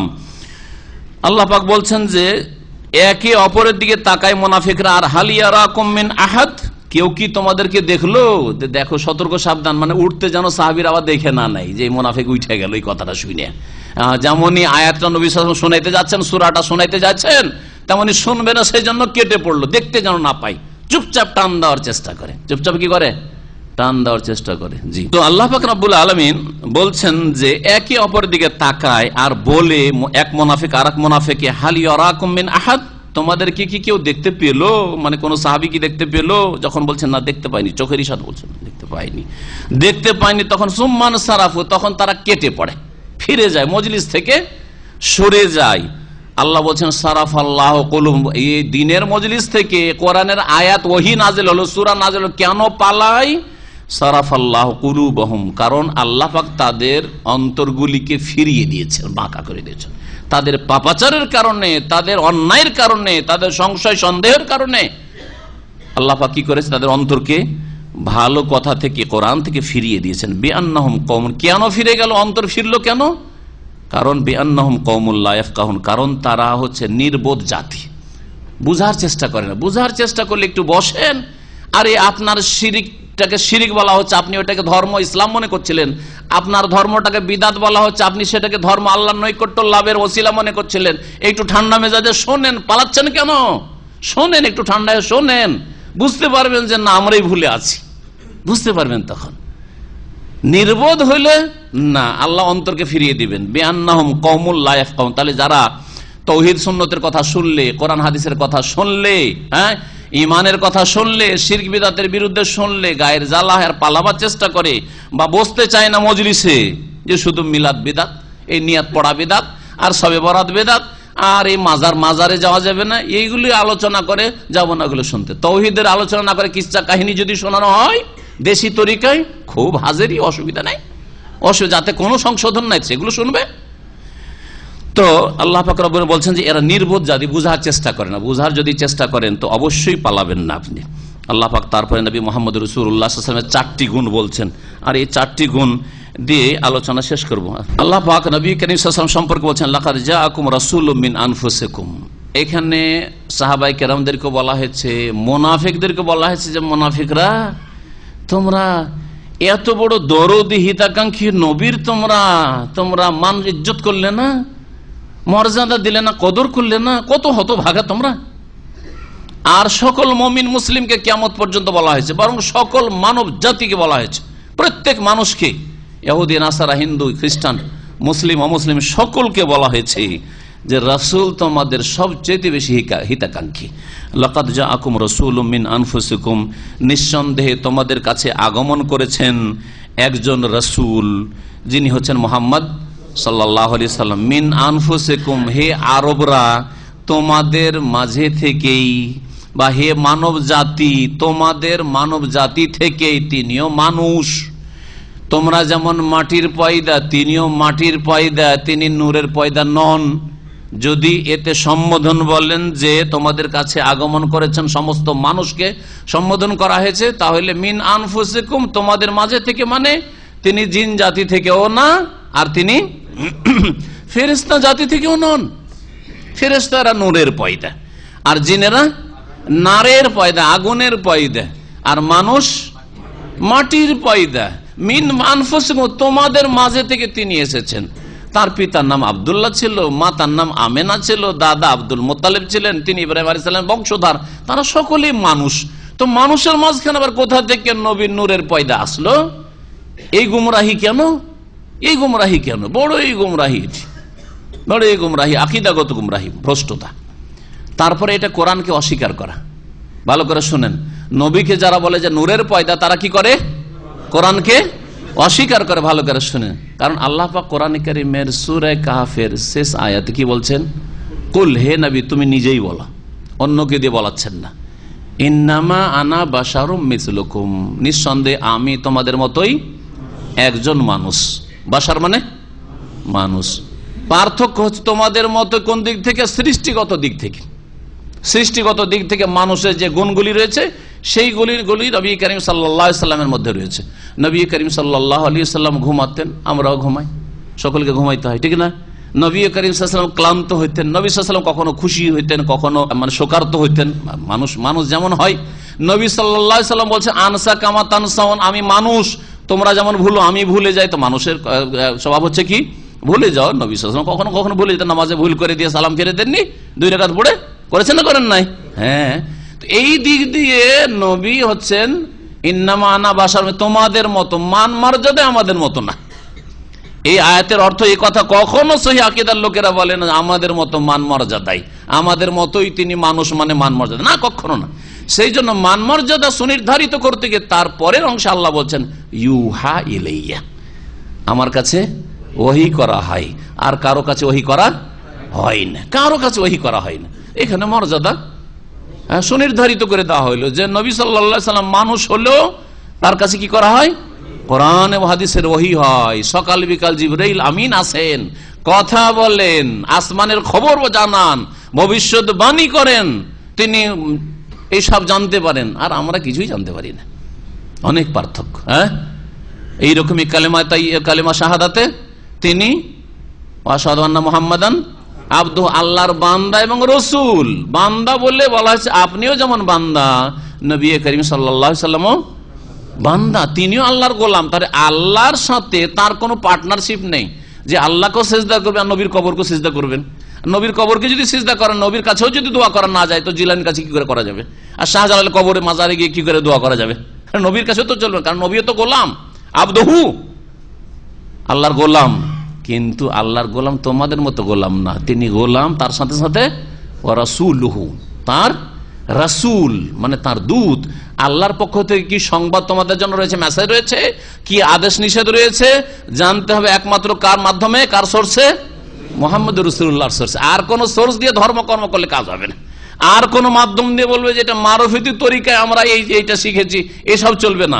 আমাদের এটা সাবেরিয়া চিস্তিয়া তরিকা, এটা চলবে না। এটা আমাদের সারসিরা তরিকায় তরিকা চলবে না, ও মোহাম্মদী তরিকায় চলতে হবে। আপনাকে মোহাম্মদী তরিকায় চলতে হবে। এটা হচ্ছে ইসলাম, এটা হচ্ছে রাসূলুল্লাহ সাল্লাল্লাহু আলাইহি ওয়াসাল্লামের মর্যাদা। তোমাদের মাঝে থেকেই তিনি এসেছেন। আর আরবদেরকে যদি বলা হয়, দেখো তোমাদের মাঝে তোমরাও আরবি ভাষাভাষী, আর তিনিও তিনিও আরবি ভাষা বলেন। তোমাদের জন্য আল্লাহ কত হিতাকাঙ্ক্ষী যে তোমাদের ভাষায় রসুল পাঠিয়েছেন।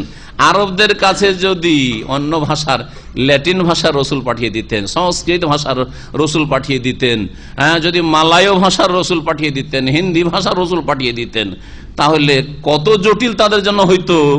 আর ইসলাম কবুল করাটাও যে কত মুশকিল হইতো, ঠিক কিনা?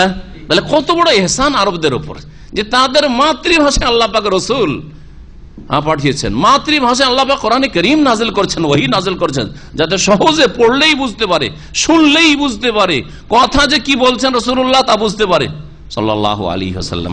তোমাদের মাঝে থেকে রসুল পাঠিয়েছি, একটি গুণ যে তিনি তোমাদেরই একজন। বলছিলাম যে আল্লাহ কি বলেছেন আয়াতে, যে তোমাদের মতো একজন আমি মানুষ, বাশার বলেছেন। এখন প্রশ্ন যে বাশার কিসের সৃষ্টি? জিন তো জানলাম যে আগুনের সৃষ্টি, তাই না? মালায়েকা জানলাম যে কিসের সৃষ্টি, কিসের সৃষ্টি? নূরের সৃষ্টি। বাশার কিসের সৃষ্টি? আর একটি আয়াত কোরআনে কারীমে রয়েছে, আল্লাহ পাক বলছেন ফেরেশতাদেরকে সম্বোধন করে, ইন্নী খালিকুম বাশারাম মিন তিন, আমি সৃষ্টি করতে চাইছি বাশারকে কি দিয়ে? বাশার মানে মানুষ। ওই যে ওই আয়াত বাশার দেখলেন যে নবী বাশার, আর এখানে বাশারকে আমি সৃষ্টি করতে চাইছি কি দিয়ে? মিন তিনিন, কাদা মাটি দিয়ে। হ্যাঁ, জি হ্যাঁ, মাটি দিয়ে। তাহলে নবী কিসের পয়দা? নবী বাশার। আর আল্লাহ বাশারকে পয়দা করেছেন কি দিয়ে? দ্বিতীয় আয়াত বলে যে তিন, মাটি দিয়ে। তাহলে নবী কিসের তৈরি? মাটির তৈরি। তাহলে তারপরেও যদি কেউ বলে যে নবী নূরের তৈরি, তাহলে আয়াত অস্বীকার করলো না করলো না? আয়াত অস্বীকার করার পরেও কি ইসলাম থাকে? ওদের কি জিজ্ঞেস করবেন যে এখন এর কি ব্যাখ্যা করবে? যে আল্লাহ বলছে ইন্নী খালিকুম বাশারান মিন তিন, আমি মানুষকে সৃষ্টি করেছি মাটি থেকে। এখন শুনেন, তাহলে একটি গুণ নবী করিম সাল্লাল্লাহু আলাইহি সাল্লাম মানুষ এবং তিনি আরবদের মাঝে থেকে এসেছেন। আজিজুন আলাইহি মা আনিতুম, দ্বিতীয় গুণ বৈশিষ্ট্য হচ্ছে যে নবী করিম সাল্লাল্লাহু আলাইহি সাল্লামের জন্য কষ্টদায়ক হয়। আজিজুন আলাইহি মানে আলা রাসূলিন, এই রাসূল সাল্লাল্লাহু আলাইহি সাল্লামের উপর কি হয়? কষ্ট। এখানে আজিজ মানে প্রিয় না, আজিজের কয়েকটি অর্থ হয়। আজিজ মানে প্রিয়, ডেয়ার, মাই ডেয়ার, আজিজিকে বলা হয়, আজকাল বলা হচ্ছে, বুঝছেন না? আর আজিজ মানে বলা হয়, আল্লাহ পাকের নাম আজিজ, ওর মানে কি আবার? আল্লাহ আজিজুন হাকিম, মহাপরাক্রান্ত। আজিজ মানে ইজ্জতের মালিক, যিনি, যার ইজ্জতের কাছে কেউ যেতে পারে না, যিনি মহাপরাক্রান্ত, জি, তার সামনে কোনো শক্তি টিকতে পারে না, মহাপরাক্রান্ত আজিজ। তাহলে দুটো অর্থ হইল, প্রিয় আর মহাপরাক্রান্ত। আর একটা অর্থ হয় হাদিসের চার মোতাওয়াতের মশহুর আজিজ গরিব। আজিজ মানে যেটা, যে জিনিসটা পাওয়া যায় না, সাধারণত খুব কম পাওয়া যায়, কি বলে বাংলায় ওইটা শব্দটা?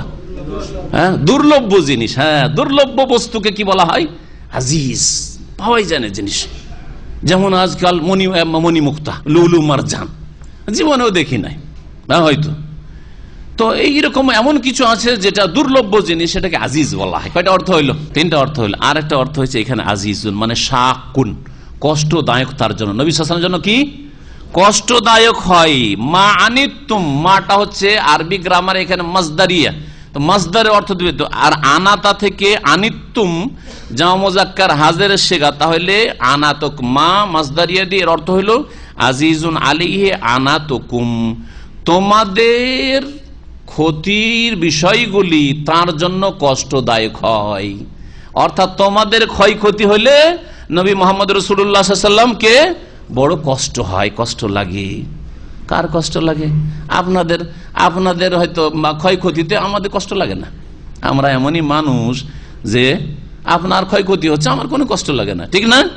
কিন্তু সাইয়্যিদুল মুরসালিন মুহাম্মদ রাসূলুল্লাহ সাল্লাল্লাহু আলাইহি ওয়াসাল্লাম সকল মানুষের ক্ষেত্রে, শুধু মুসলিমদের ক্ষেত্রে না, সারা বিশ্বের সমস্ত মানবতার জন্য তিনি রাহমাতুল লিল আলামিন। তার সম্পর্কে কোরআনে তার বৈশিষ্ট্য যে কোন মানুষের ক্ষয়ক্ষতি হইলে আজিজুন আলাইহি, নবীর কি হয়?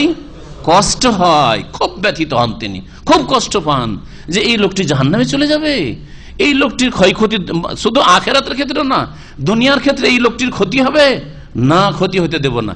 কিন্তু দুনিয়ার সামান্য কষ্ট তাকে দিয়ে অপারেশনের মতো যদি তার বৃহৎ স্বার্থটাকে বলবৎ করা যায়, তার আখিরাতটাকে সুন্দর করা যায়, সেটা হচ্ছে জিহাদ ফি সাবিলিল্লাহ, সেটা হচ্ছে জিহাদ, সেটা হচ্ছে দণ্ডবিধান কায়েম করা। একটা চোরের হাত কাটার মাধ্যমে আর যেন বারবার চুরি করে তার পাপের বোঝা না বাড়ে, এক ফায়দা, তাকে সতর্ক করা, বোঝা গেছে। আর একজনের কয়েক হাজার টাকা চুরি করেছে আর অনেককে যেন ক্ষতিগ্রস্ত না করতে পারে, সেই জন্য হাত কাটা। জি, কিসাস, হত্যার বদলে হত্যা।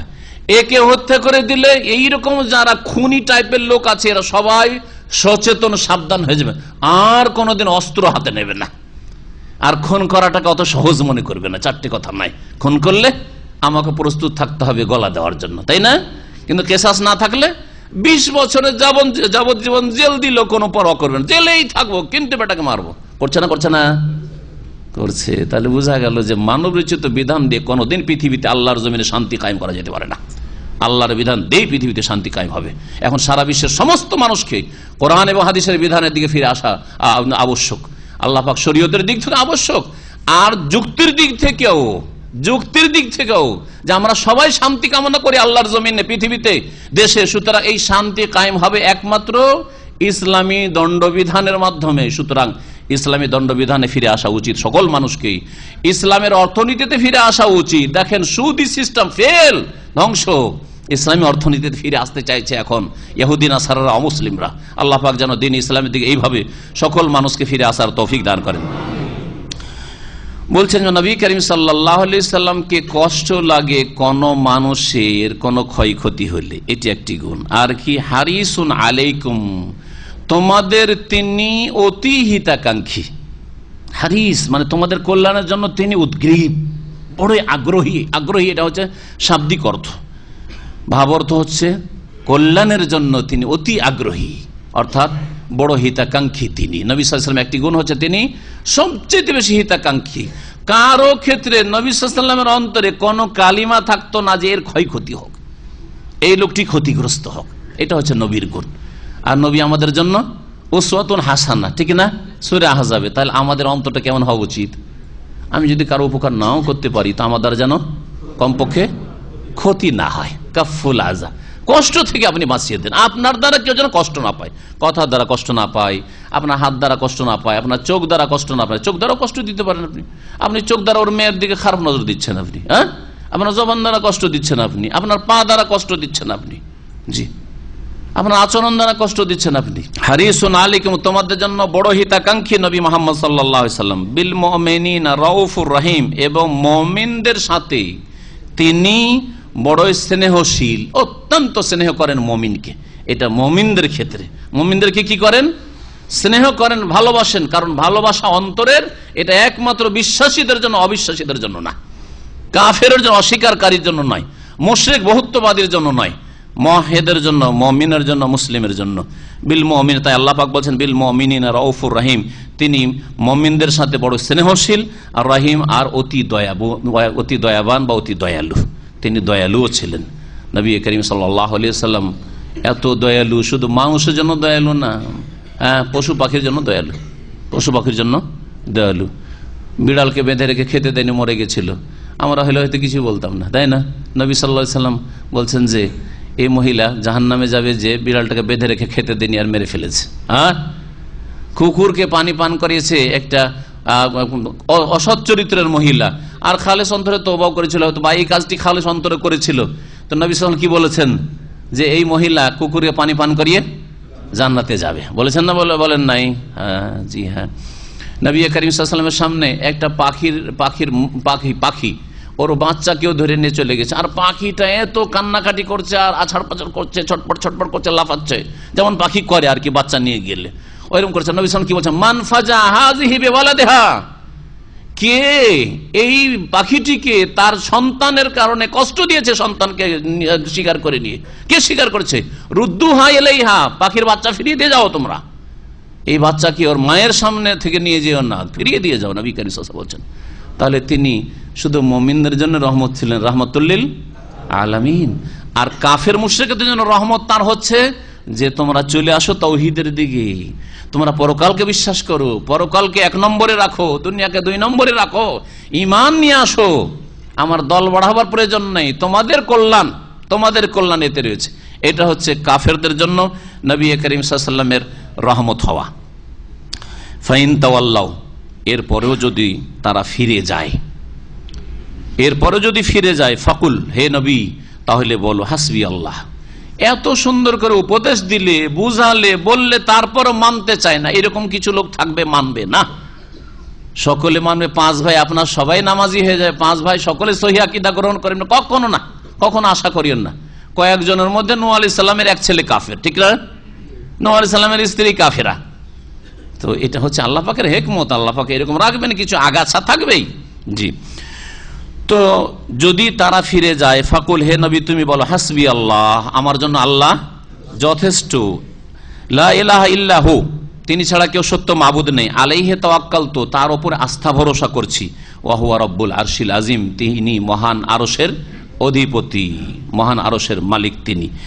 এই আয়াতে যে দোয়াটি রয়েছে হাসবি আল্লাহ লা ইলাহা ইল্লাহু আলাইহি তাওয়াক্কালতু ওয়া হুয়া রব্বুল আরশিল আজিম, এমনি পড়েন, কোনো অসুবিধা নেই, যখনই বিপদ আপদ আসবে এমনি পড়েন, ঠিক আছে, বা সুখে দুঃখে সবসময় পড়তে থাকেন। কিন্তু এই মর্মে আবু দাউদে যে হাদিসটি রয়েছে, যাতে বলা হয়েছে কেউ যদি সকালে আর সন্ধ্যায় 7 বার করে বলে হাসবি আল্লাহ লা ইলাহা ইল্লাহু আলাইহি তাওয়াক্কালতু ওয়া হুয়া রব্বুল আরশিল আজিম 7 মাররাতিন, 7 বার বললে কাফাহুল্লাহু মা আহাম্মাহু, তার দুশ্চিন্তা আল্লাহ দূর করে দিবেন, তার লক্ষ্য উদ্দেশ্য পুরা করে দিবেন। এই হাদিসটি মওযুও বলা হয়েছে, জালও বলা হয়েছে, আর কমের পক্ষে জালের কাছাকাছি মুনকার বলা হয়েছে। আল্লামা নাসির রাহমাতুল্লাহ আলাইহি তার কিছু কিতাবে মুনকার বলেছেন, মানে বড় আপত্তিকর হাদিস, মোটেই সহিহ না একেবারে, আর মওযু জাল হাদিসও বলেছেন। সুতরাং এই আমলটি না করে এমনি অনির্দিষ্ট পরিমাণে আর অনির্দিষ্ট সময়ে আপনি পড়তে পারেন। ওয়া সাল্লাল্লাহু আলা নবিয়িনা মুহাম্মদ ওয়া আলা আলিহি ওয়া সাহবিহি আজমাইন। এখানে আমাদের তাফসীর শেষ হলো।